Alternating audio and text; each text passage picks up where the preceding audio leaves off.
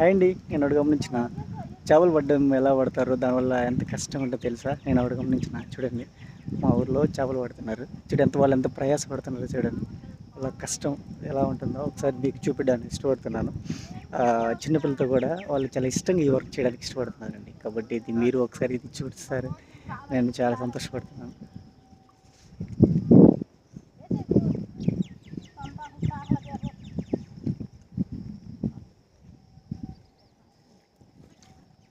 చిన్నవే మరి చిన్నవి